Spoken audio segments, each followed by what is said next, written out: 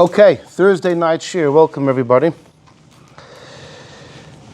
The Bach, the magic of the Bach and the Enchanted cemetery of Krakow. Yes, today is the yahrzeit of the great Bach. Rabbi Yosel, his mother's name apparently was Sarah, and therefore he was nicknamed Sarkas, Rabbi Yosel. Apparently his actual last name would have been Yaffa. He was a cousin of the Levush, of Mordechai Yaffa. He passes away 1640 today, so we're coming up 400 years. And he was born around 1560, 1561. So he lived about 80 years. Not bad for those times. And he's just a couple years younger than the great Maharshah. We had a shir a couple months back about the Maharshah, who's born in 1555. And so about 5-6 years older than the Bach. And during that shir, we gave out a paper with about 15 of the greatest rabbis of the time.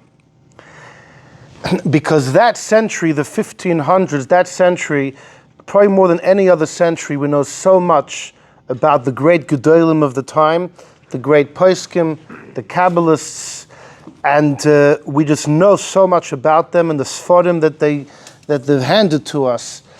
Whether it's Rabbi Yosef Kara and the Arizal and the Shloimel Kabatz and the Ramak and the Charedim and the Mabit, etc., the whole Tzfas crew in the 1500s of Chaim Vital, the Alshich, etc. Whether it's the rabbis throughout Poland, the Maharshal, the Ramah, you have the Maharam of Padua in Italy, Rav Meir Katzenellenbogen, and that's what then you have all the Sephardic Gehinnom. I mean, there was just, it's incredible. It was an incredible century. I don't know if there was a greater century that we could look back and just point to another, just full of all-star, the greatest leaders, the greatest Chachamim and Tzaddikim, great times. And the Bach is born, again, in 1561, so he's already, he's coming on the heels of all these great people.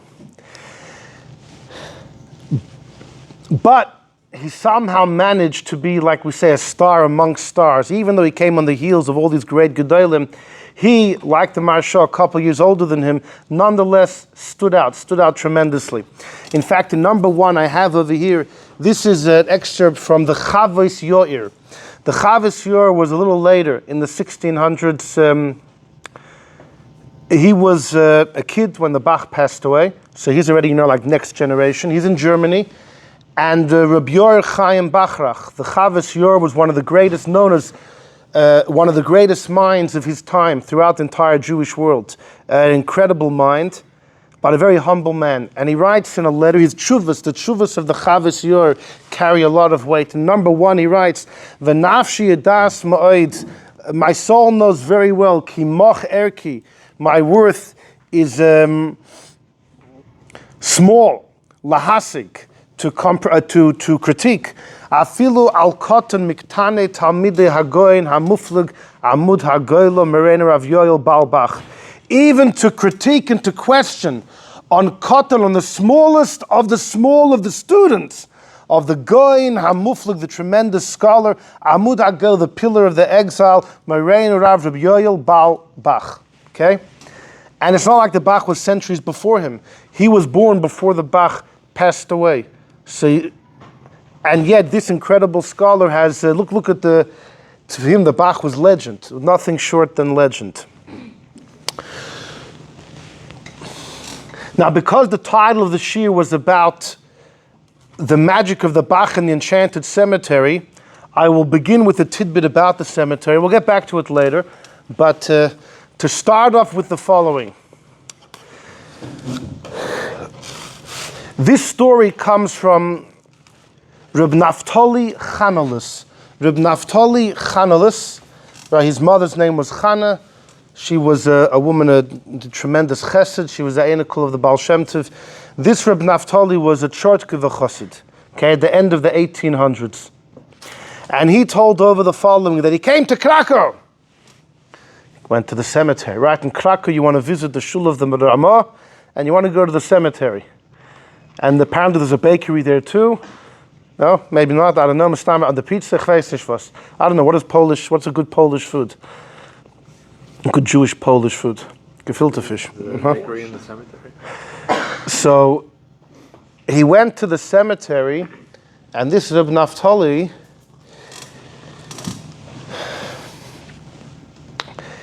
He's an Einukul of the Bach. This Reb Naftali Chanelus, if I'm not mistaken, himself was an Einukul of the Bach. So he was in Krakow, and he went to the cave of Zayda the Bach, who's buried there. And he sees next to the Bach, there's a fellow, his name is Yosel, and he was a Bacher, someone we know nothing about, and he's buried next to the Bach. Now, you know, when it comes to burial, we're very particular who gets buried next to who. Only a tzaddik next to a tzaddik. How could it be that next to the Bach was this Yosel, the Bacher? What was he? Was he an incredible Torah scholar? What was his story? So he went to the Chevra Kadisha, and if anybody's going to have the tradition, it's going to be the Chevra Kadisha. And they told him, here, have a look in the Pinkas. The Pinkas, the diary of the Chevra Kadisha of Krakow, is famous or infamous. There are lots of stories that come from this legendary diary, the Pinkas of the Chevra Kadisha of Krakow. And he found there the following story. You ready for this? There, in the times of the Bach, there in the early 1600s, in Krakow, there was a Bacher by the name of Yosel, and he did business with Goyim. Apparently he was successful, and he aroused the envy of these Goyim. One day, this Yosel was found dead. By the case of Egla Arufa, he was found slain, murdered. We don't know who killed him. I mean, the suspicion was these Goyim, but there was no evidence, nothing. The minig was in those days, if a Jew was killed by Goyim, they would bury him with a knife in his hand, as if to say, you'll take vengeance. No one knows who killed you, only you know. Only you know. And you'll take vengeance. Like we discussed once years ago by the Egla Arufa, that worms would come, where a trail of worms would come from the calf. And the worms would make a trail and identify who the true murderer was. Anyhow, so there was this idea, superstitious as it may sound, to bury the murdered with a knife in his hands. So this Bacher was buried with a knife in his hands. Over the next few days, Goyim start dropping dead throughout Krakow. Can't explain it. There was a rumor, someone said they saw Yosel running through the town with a knife. But they were dying, that's a fact. So a major meeting was called. They had the priests there, and people were frantic, panicking. What's going on? This is supernatural. What, this is a plague? What's happening over here? Is there a serial killer on the loose? Like, what's going on? At the meeting, there was a Yid who unfortunately had converted to Christianity. And he was there, and he always wanted to find favor, to speak up, and be fully accepted, integrate himself. So he said, "I'm going to reveal the secret." There's an old Jewish custom to bury someone that was killed with a knife, so they take vengeance. And it is supernatural, but this was a religious city, and they were Christian. And they believed, I don't know, the forces of Satan, whatever it might be. But they did believe the Yid's story, and they said, we're going to check the cemetery. Now, this meeting happened at night. They didn't want to go to the cemetery at night. They were afraid, especially with people dying. We're going to wait for sun to come up. We're going to head to the cemetery with the priests and the tzalems and the whole thing, and we're going to dig up this Yosel. And if he's found with that knife, every Jew in Krakow is going to be killed. That's what was said at that meeting. Somehow, news spread pretty quickly, and a few people went to the Bach, who was up at night learning, and they said, now in one version it says the Bach had a dream. There's different versions about what happened. One version, I've seen in a few places, one version is the Bach had a dream, he fell asleep while he was learning, and his father came to him and revealed it to him. Another version is no, the few people came and knocked on his door, but either way, the Bach hears about what's going to happen. So, the Bach gives a message to the Chevra Kadisha that ASAP, before they dig up Yosel, we dig up Yosel, we take the knife out of his hands, and then we're going to cover him up, and that's it, as if it never happened. So they went to the cemetery, this is at night, and they dig up. You can imagine these Chevra must have been pretty afraid, they're pretty afraid. And they dig him up and they see he was just buried, so everything's fresh. Empty. No.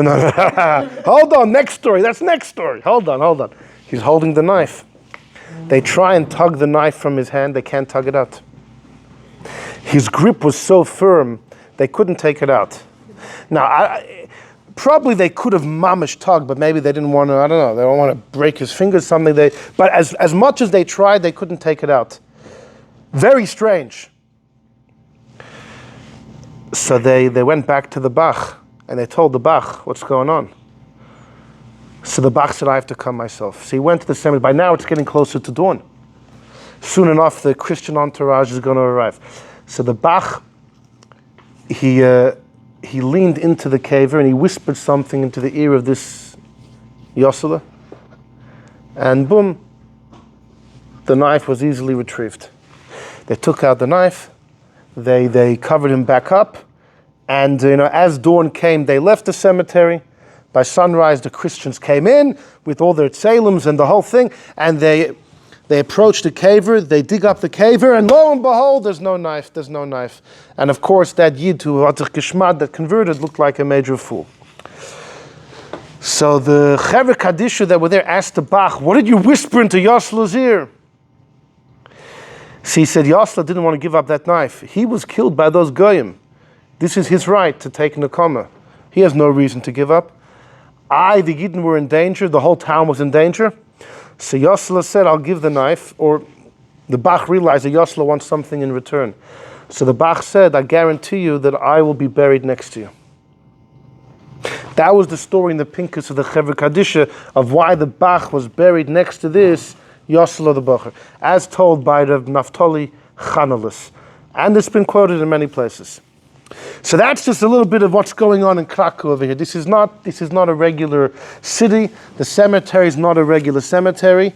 And the rabbi, of course, is no ordinary rabbi.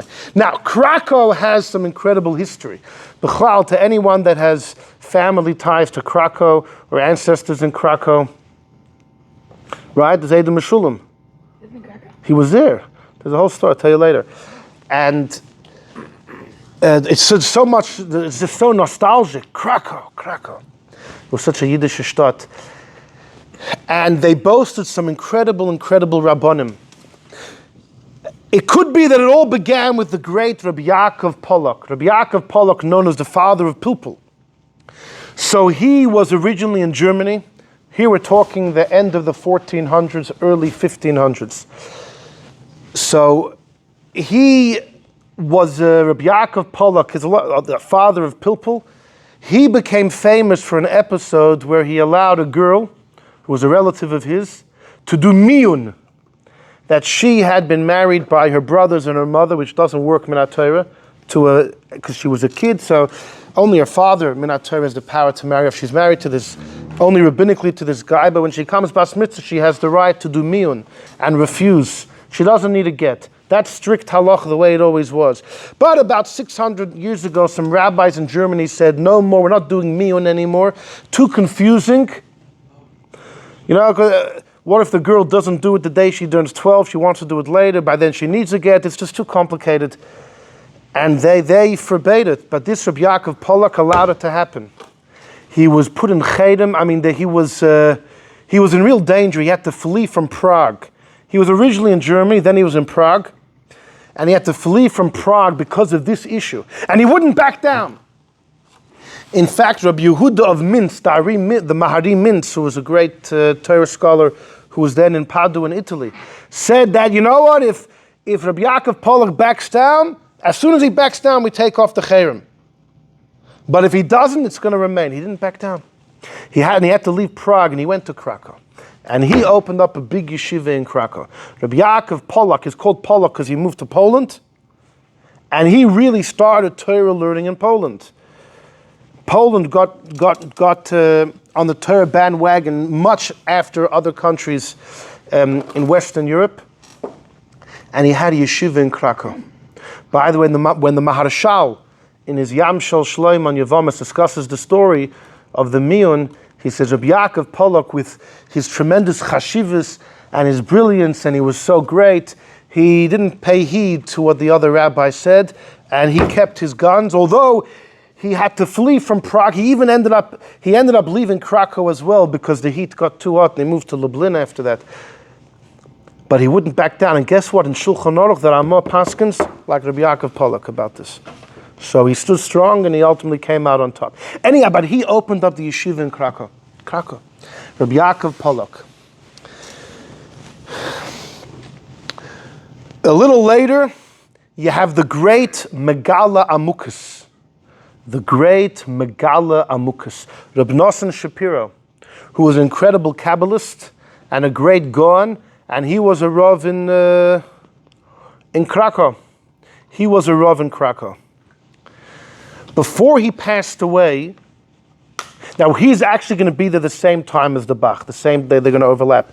Punkt before the Megala Amukas of Nosson Shapiro passed away, people asked him, who should succeed you to, who's going to fill the void that you're going to leave us?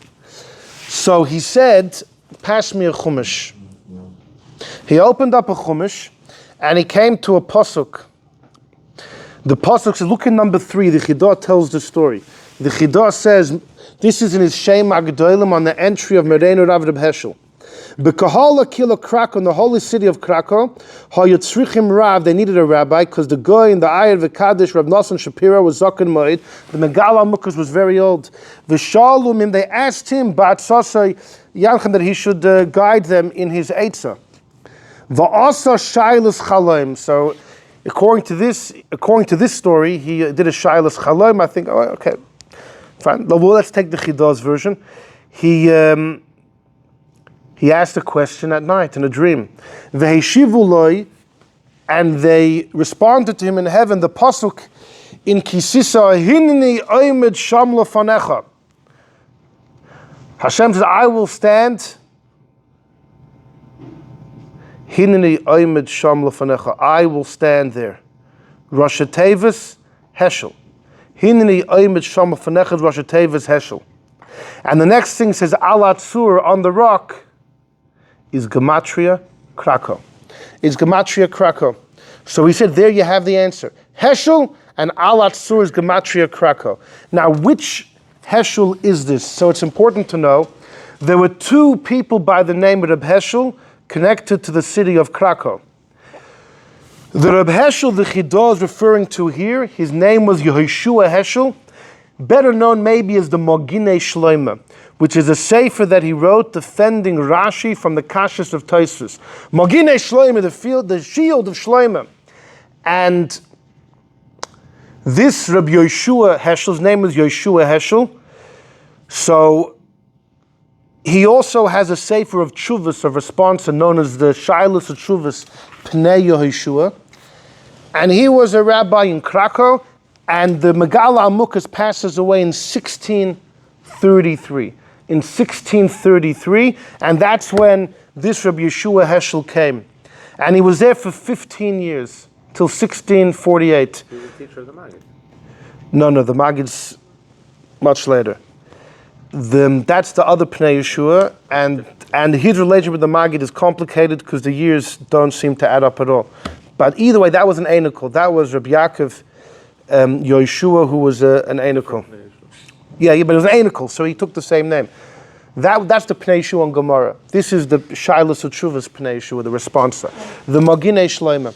So Rabbi Yehoshua Heschel was a rabbi in Krakow 15 years. So he's the one that succeeded the Megala Amukas. The Moginei Shloimeh, it's a shad that is not more well known, because he was a Rebbe of the Shach.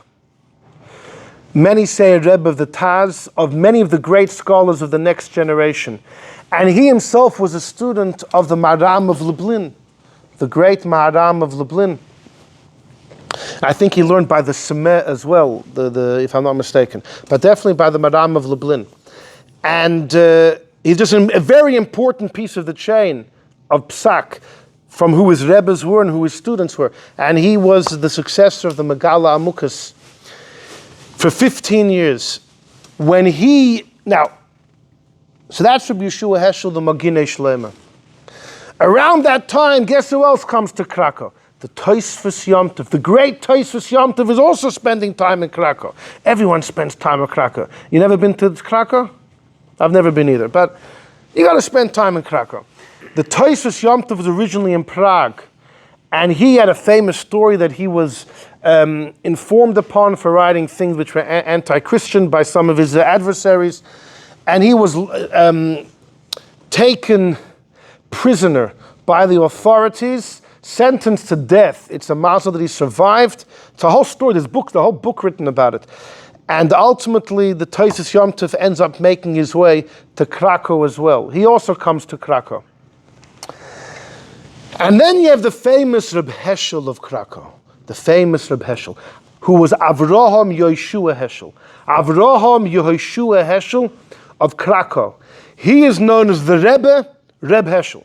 The Rebbe, Reb Heschel. Even when the Rebbe quotes him, he has the Rebbe, Reb Heschel. And he left over nothing. Maybe there's a couple of Hatorahs on the tour we have from him.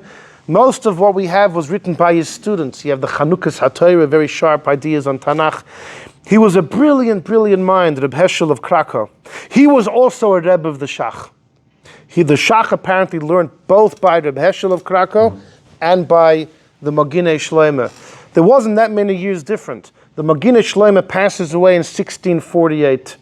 By then the Tosfos Yom Tov was already there. He'd already come from Prague. The Tosfos Yom Tov passes away about 7 years later. And that's when Avraham Yeshua Heschel, the second Reb Heschel, came. So it's all in very close proximity. But the last Reb Heschel of Krakow was like, he had so many students, almost like every rabbi in Poland of the next generation was somehow connected to him, learned from him, had studied something from him. And amongst all these rabbis of Krakow, you have the Bach, Rabbi Yoel Sirkis. Now the Bach was not born in Krakow. The Bach traveled from one city to another. He had many stops before he came there. The Bach was a rabbi in many different cities. The Bach spent some time being a Rav in Brisk, which is today almost on the border of Belarus and Poland. Yeah, sure. The Ramah had a student, Reb Hirsch Shur, from the Shur Mishpacha, who had a yeshiva in Brisk. The Bach was a rabbi in Mezhebush. In fact, when the Baal Shem Tov chose to settle in Mezhebush, the Baal Shem Tov said, I still feel a roshim of the Bach. I still feel a roshim, a remnant of the Bach, the Baal Shem Tov said. Although the Bach, how many years was he in Mezhebush, don't know. It was just one of his, but he was there, and he left a roshim, the Baal Shem Tov said, years later, that the Baal Shem Tov said, you could feel it.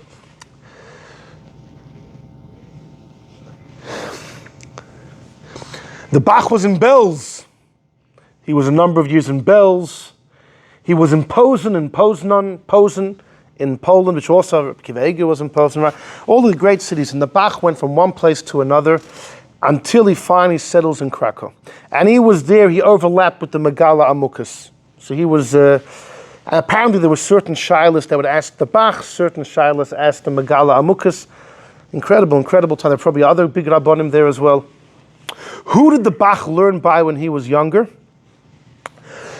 So in Lublin, you have the famous Marshal, Reb Shloim of Lublin.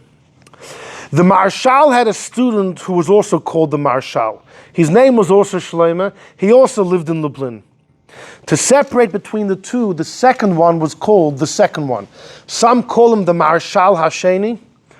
Others called him Reb Shloime Leibishes. Father was Leibish. He was called Reb Shloime Leibishes. Whereas the big Marshal was Shloime Luria. So the Shloime Luria and Shloime Leibishes. It's interesting, the great Ri, right, Rabbeinu Tam's nephew, the great grandson of Rashi, the Ri, Rabbi Yitzchak, had a yeshiva in Dampierre in France. And the Ri was like the greatest of the Rishonim. And he had a student whose name was Yitzchak, and he also led the yeshiva in Dampierre. So how do you differentiate? The teacher's called the Ri of Dampierre, the student is called, so you know how they differentiated? The Ri, the famous Ri, was called the Ri HaZoken. You ever open a Masechta Kedushin and you see on the side there's a Pirish, there's Ri HaZoken, the older Ri. And the student was called Ri HaBocher, the younger Ri. To differentiate the older Ri and the younger Ri. The Ri HaZoken is Rashi's great-grandson. His student was the Ri HaBocher, also known as the Ritzvah, Rabbi Yitzchak ben Avram, also to differentiate. It's called the Ri HaBocher. So too, some people would call the second Marshal the Junge, the Junge Reb Shlomo. There was the Alter Reb Shlomo and the Junge Reb Shlomo the Junge, to differentiate between the two, because they were both Reb Shlomo, they were both in Lublin, it's a Rebbe and a student. And the Shalah learned under the second one, could be also under the first one it sounds, but mainly under the second, and so too the Bach. The Bach learns under the second one. How do I know? Look at number 2, the Chidah tells me. The Chidah says in number 2 about the Bach, he was a student of the Rav HaChassid of Shlomo of Lublin. That's not the Marshal, it's the second one, the Junge Shlomo Leibish's. And of course, the Bach's son-in-law was the Turei Zohar of the Taz. Kenoidek Yedu, as it's known. So that Bach studied under some great minds. We said a student of the Ramah in Brisk, Reb Hershur, and of course under the Reb Shlomo, the Marshal, the second Marshal in Lublin. But the Bach then makes a name for himself, and like we said, he was a rabbi in many cities, until he finally comes to El HaMenucha Vel HaNachle, he comes to Krakow. The Bach, there are many stories about the Bach, we'll probably mention a couple of them throughout, but of course the Bach is most important for his contribution to halacha. He was a Kabbalist of notes as well, by the way.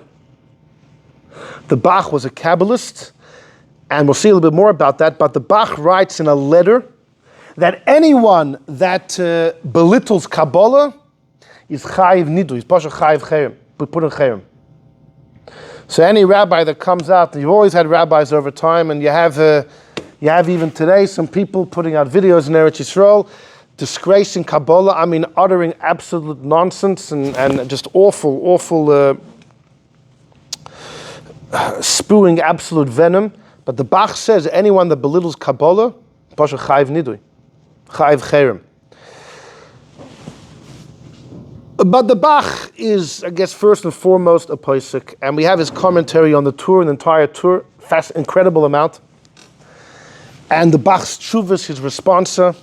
And any Bacher in yeshiva, what does the Bach mean to you? You have the Agoyis HaBach on the side. He's always amending things. He wasn't so quick to amend, by the way. It's only if he felt it's extremely necessary, and also if he found another old manuscript that supported it. Because there are times that the Bach, in some of his letters, he critiques other people for being magia, for editing when you don't have to. Rabbeinu Tam, by the way, had a big issue with his brother, the Rashbam, about this. The Rashbam was much quicker to make edits in the Gemara. Rabbeinu Tam was very not in favor. Rabbeinu Tam would rather give a whole pilpul to explain how the Gemara fits instead of changing something around. Anyways, there's always been different views over time, till today, right? Till today. Some people, the text doesn't stim, you have to change the text. Others would rather do circles, logical circles, and say strange svaris in order not to change the text. And it's always been different views, Rabbeinu Tam and the Rashbam. Anyhow, so the Bach, you think the Bach was so quick to change text because he's always... No. He only did it when it was mamish necessary. Maybe that's why he felt that he had the right to do it, Or maybe why Hashkoch El Yonah had it, that he would be the guy to do that. Because if he did it, it means it's truly necessary. It's truly necessary. Because otherwise he would run from it. It's called Hatorah Sabach. Yeah, Hatorah Sabach, right. The editation, right. But it wasn't, he did it with his hand twisted behind his back. And he did it in places where he felt it's imperative. And for people to understand the Gemara. So it's, it's public service. No one did it before him, or at least, the Marshal did it a lot as well. The Marshal was The Chassam Sofer says that without the Marshal amending the Gemara, it would be very hard to learn Gemara today. We don't even realize so much of the Gemara has already been amended according to some of the Hagoyos of the Marshal. Anyhow, so this is the great Bach, who he learned by, the cities he was in. Then he comes to Krakow.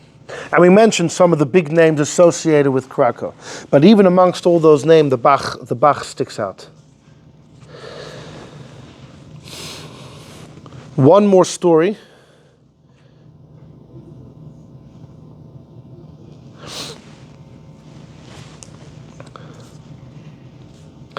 This story was told over by the Briskerov. He also went to Krakow. Everybody goes, yeah.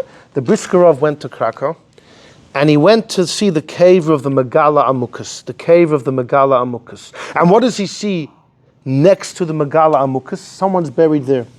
And it says on the caver, this other person, Yagid Olav Reyoi, a pasuk in Eiv. His friend will tell you about him. In other words, you want to know who this guy is, look at his neighbor. The Megala Amukas is the neighbor. That tells you about this person. Well, it tells us nothing about this person. Who is this stranger buried next to the Megala Amukas? So guess where he went? He went to the Pinkas. He went to the diary of the Chevra Kadisha in Krakow. And this is what he found. That one day there were a group of beggars that traveled into Krakow, which was normal, frequent, happened all the time. And one of these fellows approaches the head of the Chevra Kadisha and says, I'm going very soon. My time has come. I would like to be buried next to the Megala Amukas. The head of the Chevra Kadisha looks at the guy. The guy looked healthy. Yeah, he had tattered clothing, but he looked healthy. He's like, what are you talking about? Why are you speaking such things? The guy said, no, my time has come. Guy said, thank you. I give you bracha to be gesund. You're going to live many years, bis 120, 180. And buried next to the Megala Amukas, I don't know, you never met you. The guy, nuts. But the guy was pestering, said, no, I'm being serious. I ain't kidding over here. I'm being serious. So the Chevra Kadisha, just to get the guy off their back, they threw out an exorbitant sum of money. You want the cave, which is going to cost you, they threw out a huge amount of money. The guy in the tattered clothes says, no problem. He opens up this knapsack that he has, takes out a bag of gold coins, and he starts counting all the money to the last penny that they mentioned. The Chevra Kadisha Punk needed money, and there's a pile of money on the table. So the Chevra Kadisha took the money, and he said, yeah, of course, but the money was serious. He thought the other side of the deal was just a joke. Anyhow, the guy leaves happy. That night, this guy passed away. So he was in the house of wayfarers. No one knew who he was. He was a stranger, a pauper visiting the city. So such people, they get buried in the middle of the night at the edge of the cemetery. And that's what happened to this guy. So he got buried at the edge of the cemetery. The head of the Chevra Kadisha has a dream. This guy comes and says, but you made a deal. The money you took, you were very happy to take the money. You didn't keep your end of the bargain. And he said, I'm calling you to a din Torah. Now, if someone from the world of truth says they're calling you to a din Torah, that has very frightening implications. It means that they're going to summon your soul up there. It can often mean a person passes away just in order that they can face court upstairs. This was such a frightening dream. In one version, it says he had it a few times. So he was trembling. He went to the Bach. The Bach was Rebbe. The Bach outlives the Megala Amukas about 7-8 years. So during that time, the guy came to the Bach and said, listen, he told him the whole story. So the Bach says, there's going to be a din Torah, but not in heaven. You're going to do it in the place of the nitva, right? You want to sue somebody, you have to go to the court of that person's town.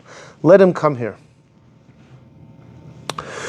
So in the Bach's room, this soul was summoned and said its claim. The Chevra Kadisha said their claim. What was what time did they have? They made a deal. Well, because it's not fair for the Megala Amukas to bury someone random next to him. They can't just do that. There's halachas of who gets buried next to who. Just because someone pays a lot of money doesn't mean it's lawful. It doesn't make it right for the Chevra to go. What should they do? I don't know. Find a way to give him back the money.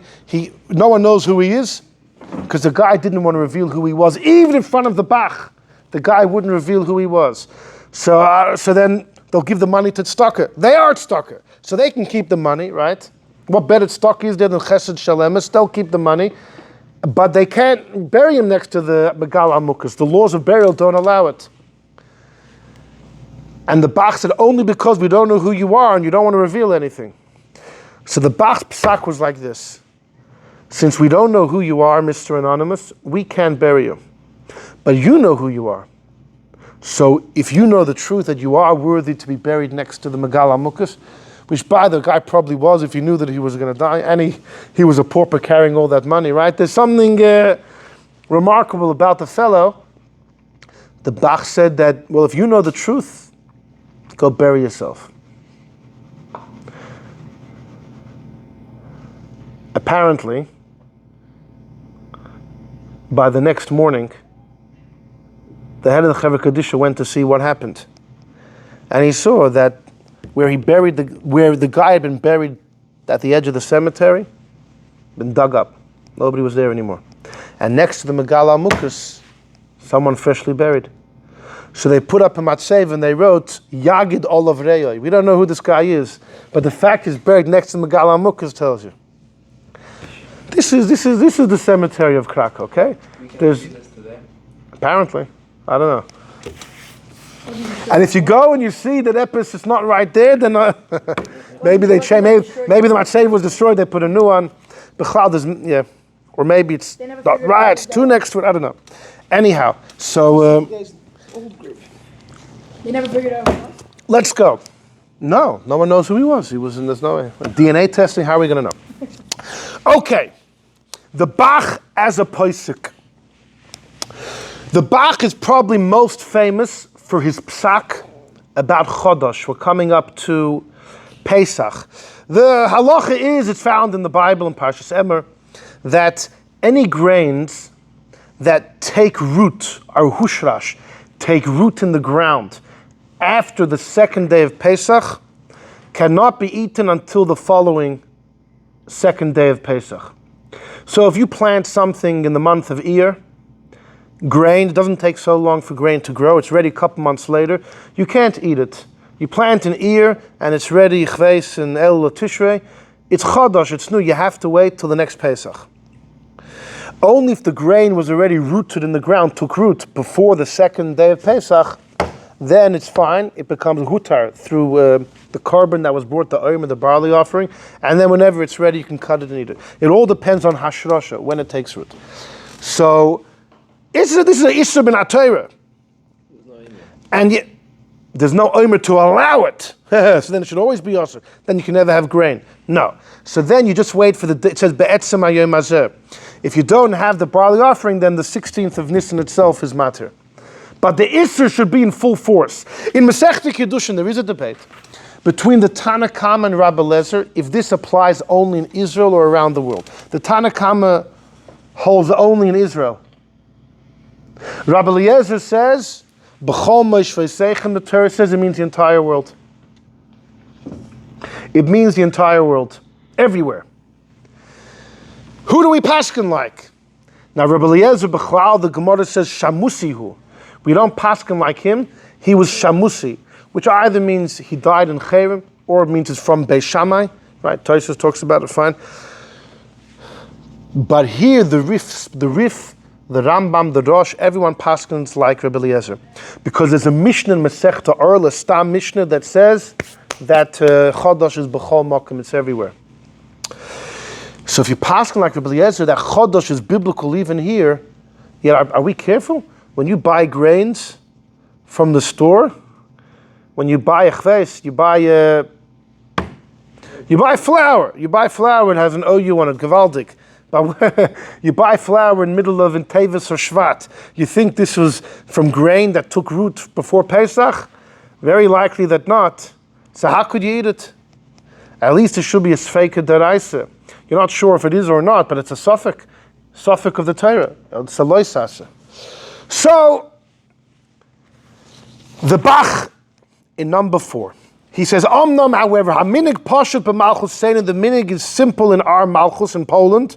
Linoig Heter, we're makel. We're makel to eat things, even though it could be Chodosh. Va'af Gedoyle Hatorah, even the greatest rabbis that were before us. Moreinu Rav Shachna Zal, Reb Shalom Shachna of Lublin, who I didn't mention today because he was in Lublin, but he was the main student of Rabbi Bak of Prague, and he was the Rebbe and the father-in-law of the Ramah. So says the Bach, Reb Shalom Shachna and Reb Shlomo Luria Zal, the famous Marshal. These are the greatest people. And their students, Loi Hayu Oisin, they didn't answer. And they drank beer, which was made from grain, that the Oimer wasn't matter. In other words, that didn't barley and that took root after Pesach, and within a number of months it grew, and beer was made out of it. And these great Gedolim are drinking it, and it didn't bother them the fact that it's Mamash Chodosh. Zulus except some Chasidim, Mikorev Nizru B'Yisrael. You know how it is. There's always, we get frumer over time. Some Johnny come lately, people become very frum. Some Chassidim, I don't think he's being sarcastic, because he calls them Chassidim, but he says Mikorev, he says recently people started becoming frumer.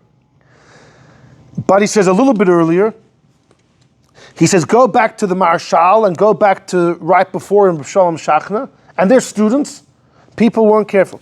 He says, Va'ani b'mei churfi, when I was young and sharp, when I learned Masechta Kedushin, around 30 years ago, Samti alibi, I concentrated la'ayin bayroz to find out what's going on. What's taka the deal? And I saw she'ein halacha psuk. I saw it's not so simple. And I asked the Mar Hagadol Rabbi Liba. Who's Rabbi Liba? The Maharal. Rabbi Livoy. Rabbi Yehuda Lowy, right? Lowy. Liba, Bar Salozal. That's the Maharal. Right? So everybody's over here. The Marshal's here, Shalom Shachna, the Maharal. The Bach says, I asked the Maharal. The Maharal is a little bit older than the Bach, but they overlap many years. And and I put before the Maharal what I caught with my trap. In other words, my discovery about Chadash, and also in front of Shar Gedolei Torah. I showed it to him and others, and there was no one that disproved my arguments.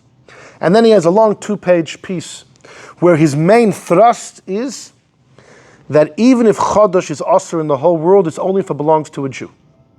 Not if it belongs to a Goy. What's the story? Go look there for all the eyes. I don't want to get into the whole. I don't want to get into it at all. But this was the Bach's word that only if it belongs to a Yid. The Bach's son-in-law, his dear son-in-law, the Taz, did not accept that. The Tzemach Tzedek, in a letter, notes, the fact is people rely on this Bach. The Tzemach Tzedek, though, believes that in truth, it's not correct. We'll see more about. Look at number 5. The Bach finishes off his 2-page article. And after the analysis, it seems to me it's mutter medina. I think Chadash is mutter. V'lochen, he says in number 5, Ein l'shum gadol l'hoyres hayra. No rabbi. He says, I am telling you. He says, no rabbi has the right to give a iser, heipech haminig, which is opposite the custom of Gedolei Yisrael who are matir. And if you want to be machmir, la'atzmai, midas chassidus, you want to be machmir to yourself, it's a pious midas chassidus. But lo yoyre la'acherim, don't tell other people that Chodesh is asur. D'lo leisi linsur, you're going to make fights, quarrels. And he says, v'dafka, he says, what is that? You want to be machmir not so fast, even for yourself. I don't allow individuals to be machmir on themselves unless the dafka, someone who's hurgul b'shar prisha, somebody who is accustomed to all types of asceticism. You live a holy, righteous life, a pious life, an ascetic life, and you're mafursim as a chassid, rashai, then I allow you. then you're allowed linog iser gam basur. You could answer this even for yourself. But if you're an ordinary, regular guy, you're a guy in America and do ordinary Judaism, that's wonderful. You have no right to be machrim on yourself even. You want to be machrim on yourself, you have to be a gravesite tzaddik. Is he a lone wolf? And well, hold on. And even then, he says you're only allowed to be machmir for yourself. You can't tell others. So he can't be any clearer. I mean, so like I said, the Taz doesn't accept his vort about being owned by a goy, but there are other heterim. Some believe we actually should paskin like the Tanakama, not Rabbi Eliezer. And Tanakama holds Chodosh is only Osir in Eretz Yisrael. The issue is that Tanakama seems to hold it is Osir d'Rabbanon outside Eretz Yisrael. But it's a big difference if it's only Osir d'Rabbanon, so when you do buy grain from a goy, there is always a suffix. I don't know, maybe it is from last year. Like how do you buy flour from any of the stores around here? Maybe it is from last year. So if it's d'Rabbanon, it's much easier to be makel. Also, there are those that believe, according to the Tanakama, it's not even Osir d'Rabbanon. So that's one way to go. Aside for the Bach, the Rosh, in a famous letter that the Ramah quotes, discusses Sfek Sfeika. Even if you pass like Rabbi Eliezer, it's also around the world, there's a double suffix you can throw into it. So you have flour, right, that you get from a guy, right? So it could be it's last year's crop, and it already went through a Pesach. It could be this year's. Even if it's this year's, maybe it took root before Pesach. So it's a double suffix. The issue is that doesn't fit the regular rules of Sfek Sfeika because it's really all one suffix. It's the same question, the same issue. It's shame suffix has one shame suffix. But either way, so people struggle. I will tell you that the great Reb Chaim Tzanzer, who was incredible Gaon, Chassidic Rebbe, Reb Chaim Tzanzer once had somebody over and he put something on the table made out of grain, and there was an issue of Chodosh, and this guest, who was some prominent individual, don't know who it was, refused to partake. And Reb Chaim Tzanzer says, don't you know that in Shemayim they paskin like the Bach? In Shemayim they paskin like the Bach. That's the psak. If you disagree, you're a Zokin Mamre. A guy that argues in the Sanhedrin who gets killed. So, exactly, Loi b'Shemayim, yeah, exactly, yeah. And like I said, the Tzemach Tzedek in a letter says Divrei Habach Einam Nechonim. He doesn't really accept, but the Tzemach Tzedek does say the fact is people rely on him. And have a look at number 8 at what the Baal Shem Tov said about this, okay? Some of the Bach would follow Rabbi Eliezer, who also was paskin like in Shemayim, but he was Shavuti down here. Well, he does go like Rabbi Eliezer, because according to the Tanakhama, you don't really have that issue. But yes. Yeah. Although it wasn't the Bach who said that, it was Reb Chaim Tzanzer who said that. Reb Chaim Tzanzer said that in Shemayim they paskin like the Bach. It's brought that after the Bach passed away, when he went to Lamaila, Bez and Shamaila demanded from him to defend his psak on Chodosh. They wouldn't let him enter Gan Eden until he defended his psak. 30 days he had to defend his psak. And he defended it. Actually, before the Baal Shem Tov, join me in number 6. A fascinating comment of the Avnei Nezer, the great Avnei Nezer, Rabbi Avremel of Sochachov. He writes in number 6, it's in a letter, he's talking about Sukkos, the Esrog from Corfu. Corfu is an island in the Mediterranean, not too far from Eretz Yisrael. And infamously, the Esrogim that there are in Corfu, it's not far from Italy. Very not far from Italy. So it's just like, in Calabria, someone took seeds and planted them in Corfu. The problem is that they were murkav. They were grafted, or at least suffix grafted, mixed with other citrus fruits. The seeds or the branches were mixed with other citrus fruits. And big shaila if you're yotze with them. So, by the way, the Barditcheva used such an esrog. And the Reb Marash was asked that in Chabad we didn't use those esrogim. But how do you explain the Barditcheva? So the Reb Marash said that Corfu is not far from Calabria. He said a malach came and took a seed from Calabria, planted it in Corfu, and there's one tree maybe in Corfu that's a real esrog, not grafted, and from there the Barditsheva got his esrog.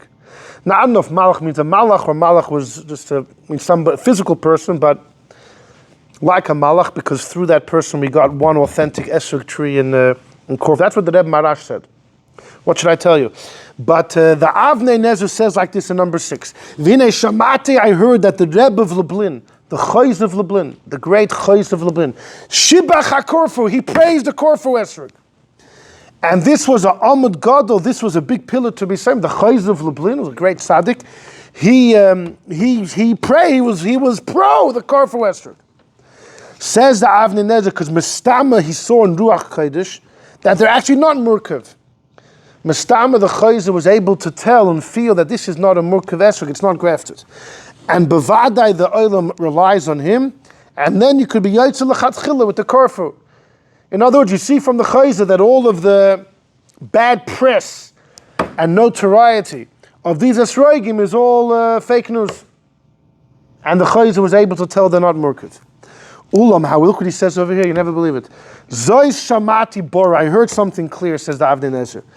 This that Chasidei Poilin are not careful by Chadash. Where did it come that Polish Chassidim were not careful by Chadash? It came because in the house of the Rebbe of Lublin, the Chayz of Lublin, they put on the table Kaisemes Shel Chadash, some Chadash grains, because the Chayz of Lublin said, since my Zayda the Bach was matir, ein loy lochush. The Chayz of Lublin is the Einakul of the Bach. And he said, if the Bach allows Chodosh outside, or if it's owned by a guy, then boom, we're Mekel. So says the Avnei Nezer, now I'm worried, maybe that's why he used the Corfu Esrog. Why? Valkein Yuchal, it could be that you know why the Rebbe of Lublin wasn't careful about the Murkav? Because you know what the Bach holds by Esrogim? The Bach holds, even if it is Murkav, it's made up of, it's a mix of different citrus fruits, but if it looks like an Esrog, for example, you markiv the branch of an esrog tree inside a lemon tree. Although it smells like a lemon, but if it looks like an esrog, it's rough on the outside, it works. So maybe that's why the Chayzer used such an esrog. The problem, if that was the Chayzer's logic, then we can't accept it. Min adin, we have to be chayshish to most opinions who argue on the Bach.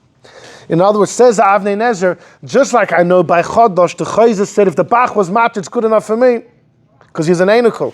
So maybe by the Corfu Esrog as well, maybe what happened is that the Esrogim or the Chayzer's Esrog looked like an Esrog, and according to Zayda the Bach, that's good enough. But says Avnei Nezer, it's not good enough for us, because the rest of Jewry who aren't Einakul of the Bach, don't follow the Bach in that. Don't follow the Bach in that. Yeah, fascinating thing. I thought that was very interesting from the Avnei Nezer. So the Bach is big by the Esrogim Sugya. The truth is, one could say, based on Avnei Nezer, maybe Fakert, just like by Chodosh, we're all soymech on the Bach, even though many questioned him. Maybe by the Esrogim also. He's a das yochid or he's a miut, but so too by the Chodosh. Because why was he zoicha that everyone latches onto him by the Chodosh? He should be zoicha, we should latch onto him. If it's good enough for the Chayzer to latch onto the Bach because it's an Einakul, it's good enough for me, even though I'm not an Einakul. But the Chodosh is more chumrah because you eat it. It's a loisasa. It's achila. You eat it. The issue is, the Rambam holds that all sfeikus, any questionable isser, is only also from the Chachamim. The Rambam holds if you have flesh in front of you, you don't know if it's shechted or not, you don't know if it's pig or not, minator you're allowed to eat it. The Rambam holds when we say sfeika deraisa l'chumra, that you have to be machmir by biblical suffix, that itself was created by the Chachamim. From the Torah itself, you're allowed to be mekel. Rabbi Akiva Eiger, though, and many others say, but the Rambam agrees by mitzvah hasei, if you have a suffix, the Torah says you have to be machmir. It has to do with the shir we had not too long ago about what's stronger, mitzvah aseh or mitzvah lois aseh. But upon him over here as well, that's really the question over here. By Chodosh we're soymech on the Bach, and not by the Esrog. Anyway, it's a fascinating thing. So look at number 8. This is from the Sefer Baal Shem Tov Ala Torah. In Parshas Emor, the Baal Shem Tov al Hatorah, I remember I was just after my bar mitzvah. I was here in America. I was in a Sforim store, and I found this, and I was so excited. I didn't even know what to say. I'd heard of Keser Shem Tov, which was printed by God, which was also a collection of the Baal Shem Tov's Torahs. The Baal Shem Tov wrote nothing. Baal Shem Tov's Talmidim and their students have oceans worth of the Baal Shem Tov's Torah. So, but I hadn't seen this, the Baal Shem Tov al Torah, which is it's a collection from incredible Sforim, and the Rebbe sometimes makes reference to it when he wants to quote something from the Baal Shem Tov, that the only source is from this Sefer, the Rebbe quotes it. And in Parshas Emor, they bring there, so look at number 8, from the Sefer Zichroin Toiv. That's Rabbi Yitzchak of Nishchiz, famous Chassidic Rebbe in the times of the Tzemach Tzedek. Rabbi Yitzchak of Nishchiz, there are many wondrous stories with him. Anyhow, so he quotes, he has a tradition. You're with me, number 8? Habal Shem Tov asked in a dream about Chodosh these days, what's the deal? Va'anu Oisa, they responded that after the Bach passed away, they cooled off Gehinnom 40 days. Because this was needed for the honor of the Bach. That's what the Baal Shem Tov heard in a dream. In other words, when the Bach passed away, they cooled off Gehinnom 40 days. This was covered of the Bach. Now, when you just have this, that could just be that when a tzaddik passes away, so then there's a holiday, there's a vacation in Gehinnom, for the schus of the tzaddik.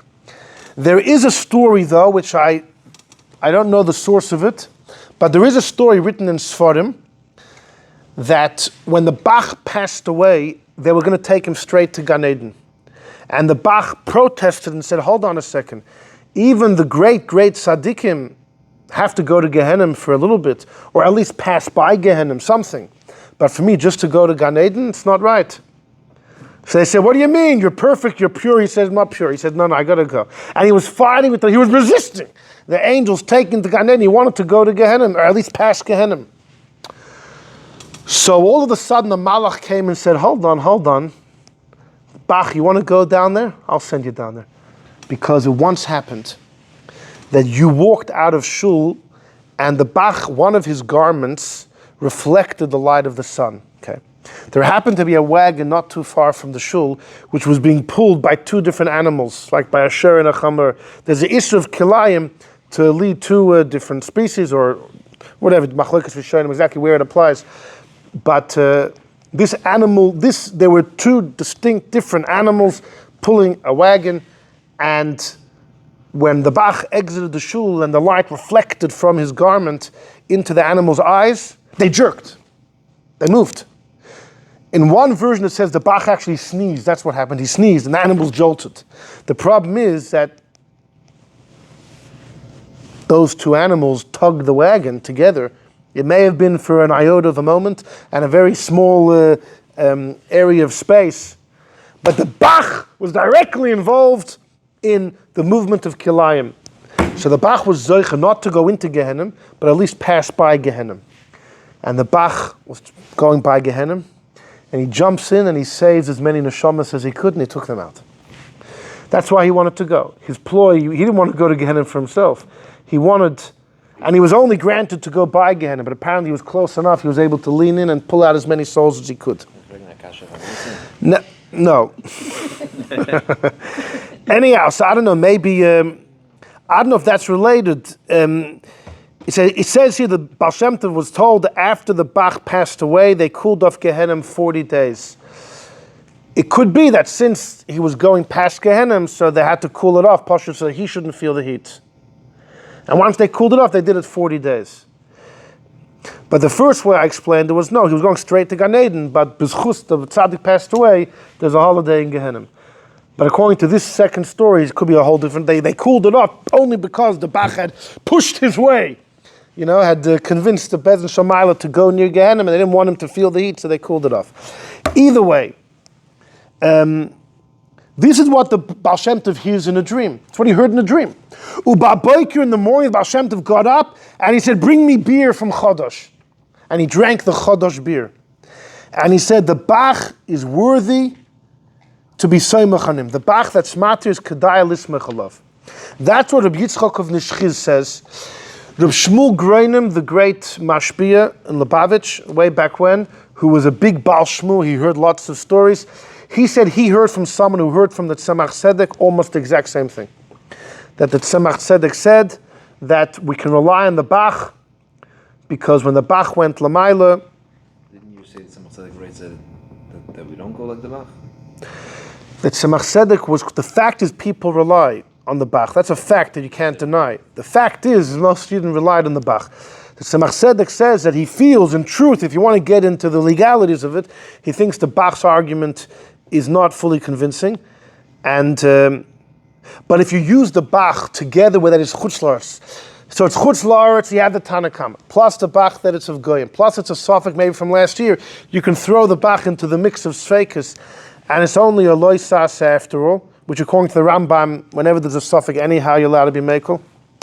So, but look at the next thing, the next piece of the Baal Shem Tov. This is from the Medrash Pinchas. It's from the Pinchas of Koretz. It was written by his students, I think, things that he said. Reb Pinchas Koretz related that the Baal Shem, who was a student of the Baal Shem Tov, that the Baal Shem Tov was mekel by Chadash. But one time he traveled with Reb Yechiel, who became the Rav of Horodna. I don't know exactly who this Rabbi Yechiel of Horodna is. He's not one of the famous students of the Baal Shem Tov. The Baal Shem Tov did have Rabbi Yechiel Michal of Zlotchev. The Baal Shem Tov had his son, Yechiel Michal the Deitchel. But I don't know who this Yechiel Rav of Horodna is. But either way, the Baal Shem Tov saw that this Rav was Machmer. So Hischel Gamhu, the Baal Shem Tov began to be Machmer as well. Even though he was told in the dream what he was told. So Rav Munshain, who was a great choker of history, stories, minhagim, and also areas of halacha, he writes that there's actually other versions of this story of the Baal Shem Tov, where it says he was only machmir while he was in Horodna together with Rav Yechiel. But when he came back, he was no longer machmir. So there's lots of different versions about this. I don't know, the subtleties get lost, get clouded over time. Versions from Pinchas Koretz is safer? No. Just about this minhag, what happened with the Baal Shem Tov? Did he stop? It's a big difference, right? Although, not everything the Baal Shem Tov did, we did. The Baal Shem Tov did not eat in a sukkah shmini atzeres. Not him, not his students. The Alter Rebbe did. Although the Alter Rebbe said, I wouldn't separate myself from any custom of the Baal Shem Tov. Guess the Maggid did. It was just the Baal Shem Tov's other students that didn't. Anyhow, but it's a big, if the Baal Shem Tov was mekel in Chadash, so that definitely gives us Chassidim a much stronger reason to be mekel. The Rebbe in 1980, by Pesach Fabrengen said, who in Brooklyn is Machmir on Chodosh? Everyone's mekel. It's incredible how much we've come in 40 years, because now, now everything's Yoshon. Alts is Yoshon. Chalavakum, but Yoshon. So, no, but it's interesting that it's only 1980 when the Rebbe made that comment by Fabrengen that who's Machmir? Everyone's mekel. Anyhow, by the way, if you look at number 7, the Chidor writes that he quotes from a sefer that a ruach echad, a certain spirit appeared, or nisgalsa, beish echad, a certain spirit, like a dibuk, something, appeared in somebody's body, and the ruach began to speak, and in his words he was just speaking.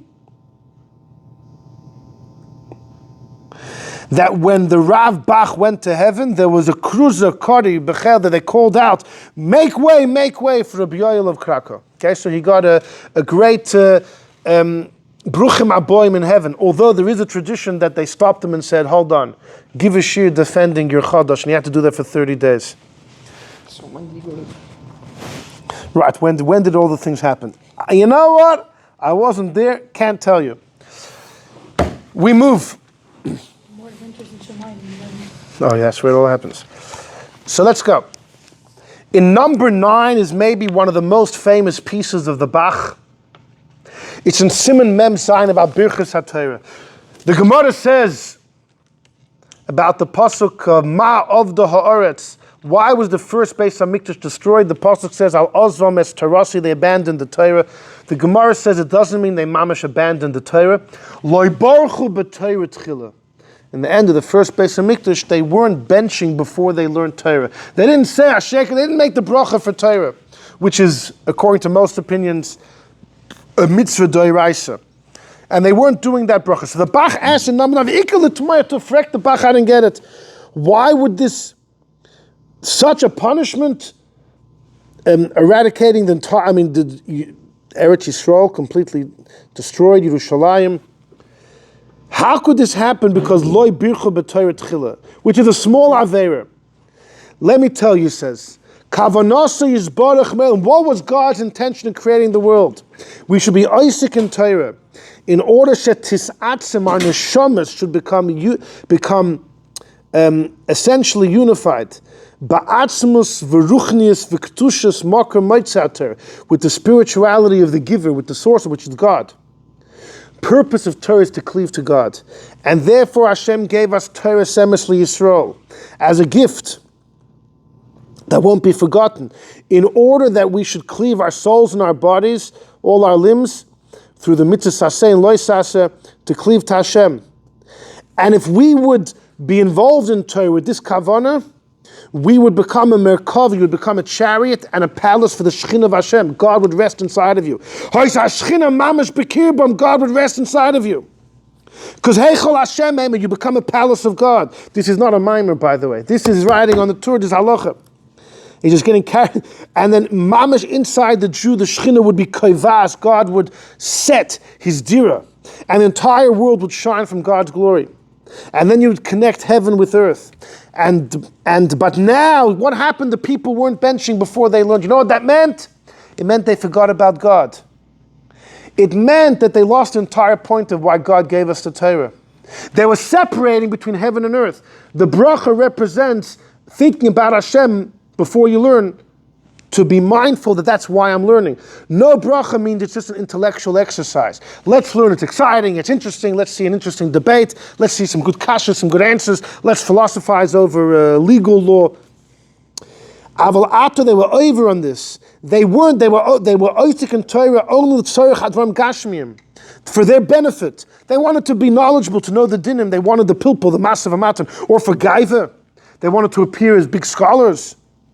But they did not have we're 4 lines from the bottom, they did not have in mind to become one with the kedusha and the ruchnis of the Torah, to bring God to earth, in order that the neshama should go above, in other words, to connect heaven, bring heaven down to earth and connect the earth to the heaven.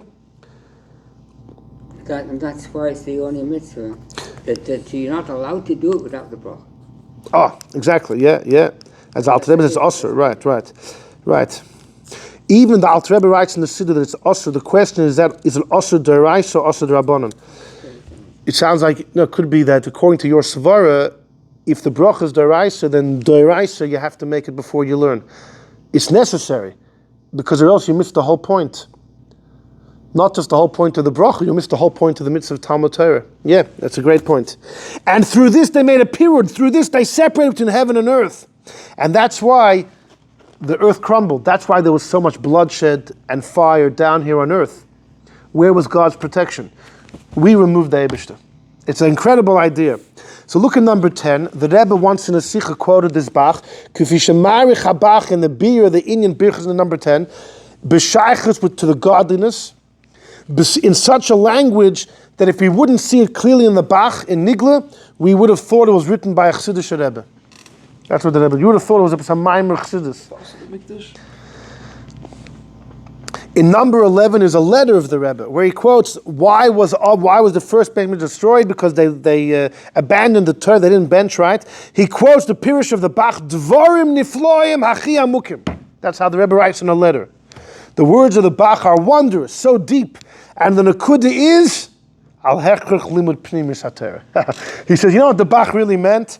The Bach wasn't just talking about making a bracha shekes shana al divrei ser or lasek v'hariv non asher b'chabana. You could make those brachas and still learn Torah for the intellectual gymnastics. The Rebbe said what the Bach really means is Kabbalah. That's what he really meant. Asher yedei zeh, that's how you come the derech chaim, etc. And like we said, the Bach was a Kabbalist. I quoted the letter of the Bach before about anyone that belittles Kabbalah is chayiv cherem. The Bach actually wrote a commentary on the Pardes Rimonim from the Ramak. However, the Bach in Halacha many often writes that if Kabbalah and Halacha collide, you always take Halacha. Now we had a shir about that once in a Lag B'Omer, For example, a famous one is Kiddush Levana. Rabbi Yosef Kaira quotes from Rabbi Yosef Gigatilia that you shouldn't be Mekadosh Levana till 7 days after the Moiled. And the Bach says, yeah, right, exactly. Al Rebbe puts in the Siddur. But the Bach writes, in Gemara, it's mashma, it's perfectly fine, maybe even preferable, according to one opinion, to do before 7. So the Bach says, after 3 days, ein lahach mitzvah mitzvah, you do it right away. So he discounted, even though Pi Kabbalah 7 days, the Bach says, from Gemara, it's clear that there's no difference before or after. In Fakert, maybe there's a mile before 7, boom. That's what we take. So, but the Rebbe says that, read the Bach in number 9. Just making the bracha before isn't going to get you where the Bach wants you to be. You got to learn Chassidus to become aware of the giver of the Torah. And then you have a fighting chance, maybe. Kula hai v'ulai. When you learn the Gemara, you'll remember that there's an Eibishter up there. Now, okay, I just want to finish up. There's, I'm going to end with a story, a very powerful story. I'll end with that. Not yet, but I'm going to end with that. The Bach had a few daughters. One of them married the Taz, Reb David Halevi Segel. The Taz, the Turezov, was a big rabbi in Lvov, not too far from Krakow. There are quite a few stories between the Bach and the Taz.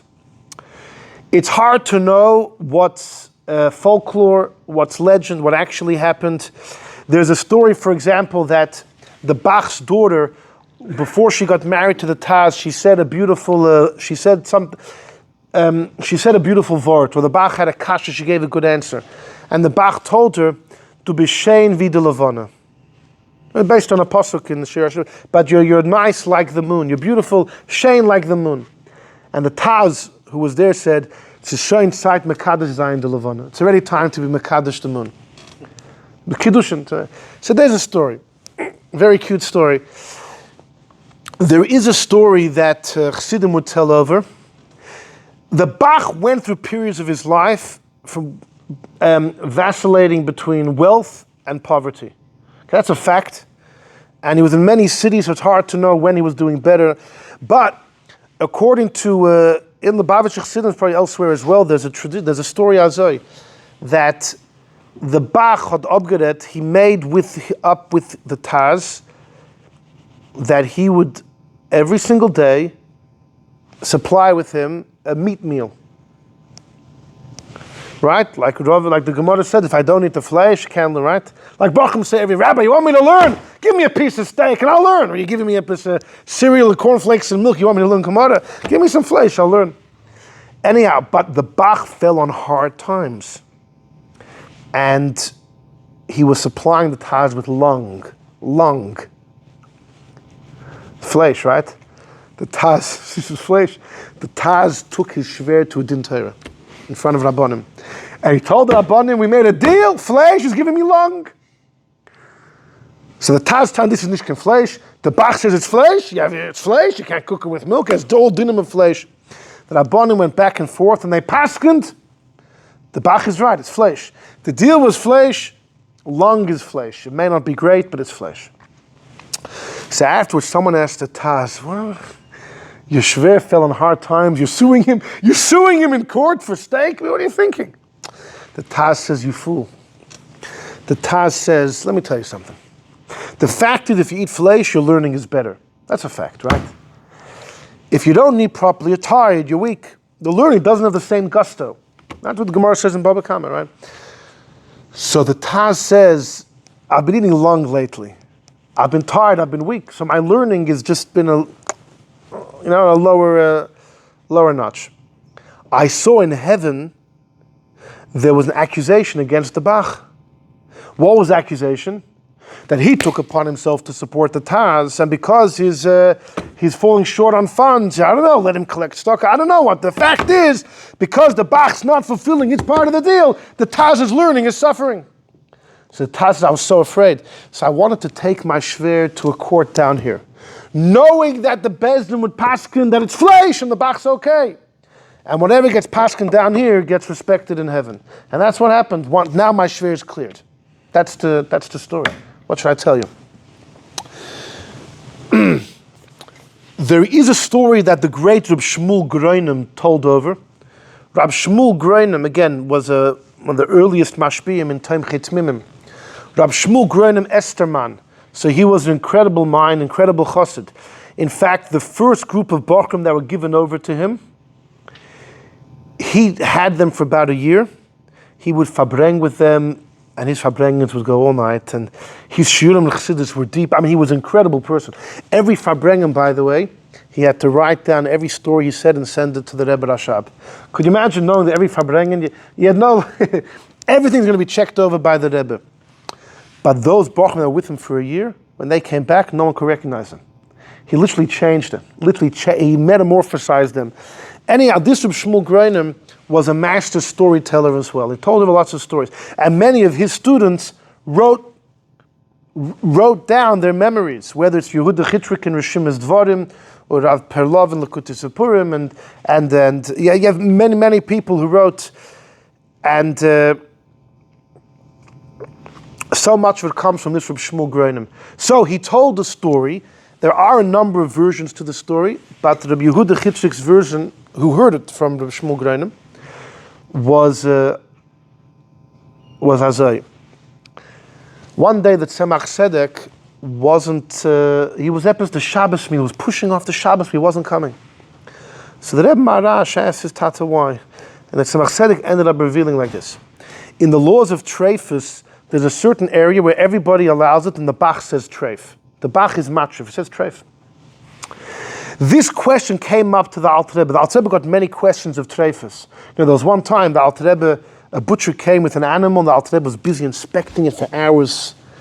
And the butcher said, Rebbe, I'm so sorry, I'm wasting your time. I'll just throw the animal out, I'll give it to a guy, it's not worth it, your time. The Alter Rebbe said, if you would hear how the animal's begging me to make it kosher, then you wouldn't just let it go.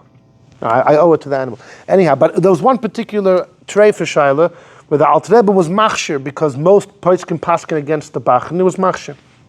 The Alter Rebbe then has a dream. The Bach comes to him and says that, my opinion is treif. I want you to re-examine the sugya. Re-examine it, and give my position some, don't just say I'm a das yochid, I'm a lone soldier, give us some more credit. And the Alter Rebbe did, and Itakas said treif. Later on. So the Tzemach Tzedek told the Rebbe Marash, the Alter Rebbe came to me recently. And he told me in heaven, they challenged him. First you said that animal, that chicken or whatever it was kosher. And then you did a 180 and said, treif, hayatochen. So Alter Rebbe asked me if down here I can learn through the sugya and explain why there's reason to vacillate between the two psakim. That's what, all based on the Bach's psak. In number 12, I have over here from Sipurei Chasidim from Rabbi Zevin. The following story, just to say bekitzer, is probably one of the very famous stories between the Bach and the Taz. There are a number of versions of this. There are a number of versions of this, and the way Rabbi Zevin tells it over, quoting one of the earliest Satmar Rebbes, is like this.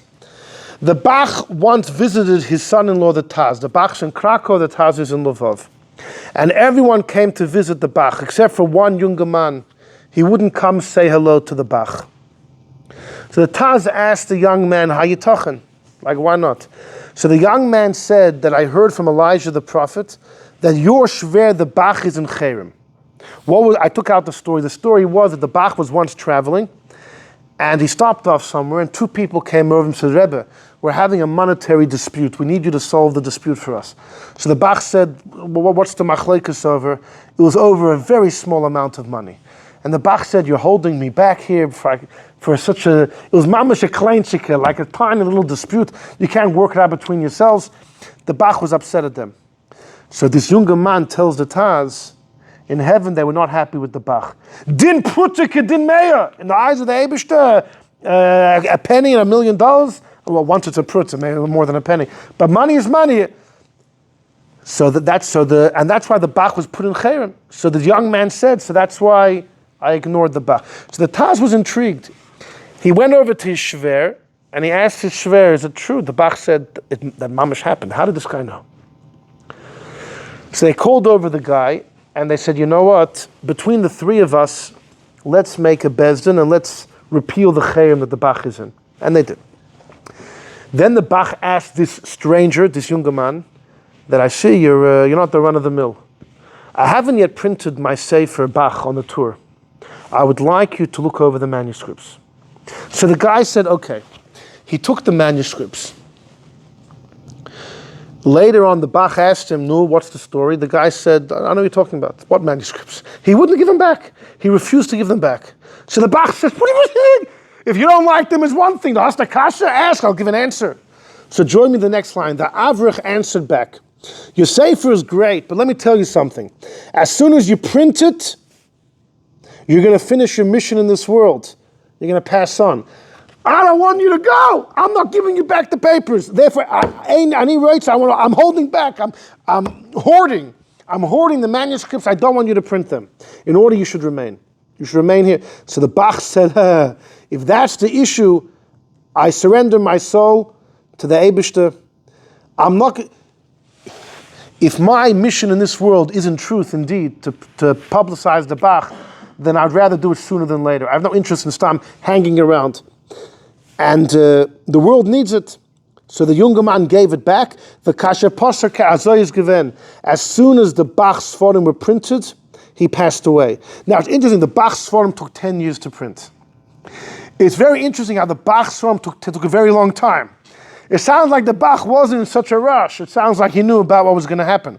It's like the war of Moshe with Midian. As soon as the war goes, Moshe is going to pass away. It sounds like the Bach knew. I don't know. It was printed from 1631 to 1640. He passes away that year. This is the way Reb Zevin quotes the story from one of the early Satmar Rebbes. Others, in fact, it's much more common. It was a different version. It was the Megala Amukas. The Bach asked the Megala Amukas to look over the manuscripts. The Megala Amukas took and he held on to them, and the Megala Amukas was convincing the printer not to print. And the Bach became so upset, the Megala Amukas' son almost died out of a kapeda, until the Megala Amukas finally revealed to the Bach that I'm doing this for you, because I know that once you print this, you're going to go. And the Bach gave the same answer, I'm happy to print. That's the other version. Now, it could be because the Megala Amukas passes away in 1633. The Bach's Sforim started to be printed in 1631, but it took 9 years. He dies in 1640. It's just a little ironic that the Megala Amukas was afraid the Bach's going to pass away, and then the Bach outlives him by 7 years. It's not impossible. It's just interesting. Could be, but you also do have this version over here where Bechlal wasn't the Megala, was somebody else. In number 14, in the Pardes Yosef, in Parshas Emor, a great set of Sfarim on Chumash, he says, My Zayde, the Goyin of Lask, in his Sefer Binyan David says, the Bach didn't do Tikkun Chatzos. The Bach did not get up pre-dawn to do Tikkun Chatzos and cry over the Churban. That's why there was a Gzeir in heaven, his Sfarim should not be printed. In other words, another story surrounding the Bach's manuscripts and what took so long. There's a lot of mystery about the Bach's manuscripts. This is a different story. And the Bach couldn't understand why. Maybe it was monetary issues, maybe the printers could never do it. Like, there was always some hurdle that he couldn't print his work on the tour. So one time, the Bach was learning, and he figured out an incredible answer for a complicated tour. And he was so excited, but then he started to cry because he knew that with his mazel, nothing of his gets printed, and no one's going to know about this answer. And he was very disturbed that he didn't know the reason why his Sfarim weren't being printed. But as he was crying, he thought to himself, it's incredible. I've never cried Tikkun Chatzos. I never cried for the Eibishter. And here I'm crying over my Chiddush that no one's going to know. And he thought, if I'm already crying for myself, let me cry for God. And that was the first time he did Tikkun Chatzos. And you know what happened? The decree was repealed. Once he did his first Tikkun Chatzos, boom, the printer print. Then it says over here, the manuscripts were given over to the Megala Amukas, and then it was printed. So this is another... What should I tell you? There's lots of mysteries around. Now, I just want to end with this lines up with the other versions, not Devin's version. If it's talking about the same Bach. There is a story about the Bach, a very powerful story, okay? The Bach, again, was a big rabbi in Krakow. That was the last stop that he had, and that's where he passed, that's where he buried. And there was a balabas in Krakow, a very wealthy man. And he would always discuss with the Bach, Eitzes for Tzedakah. The Bach was his mashpia, his rav, very close with the Bach.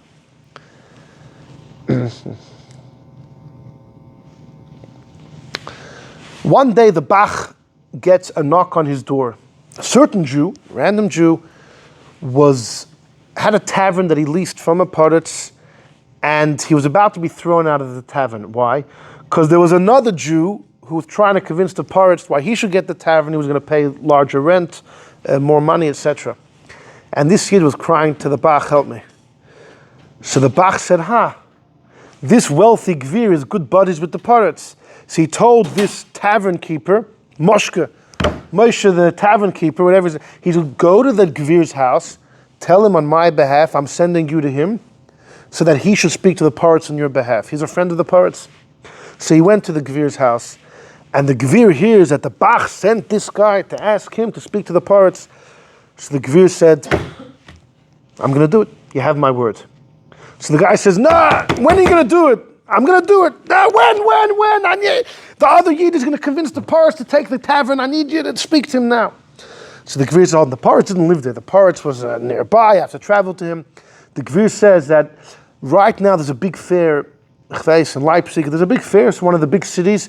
And I have so much of my possessions are involved in that market that I need to finish up my doings over there.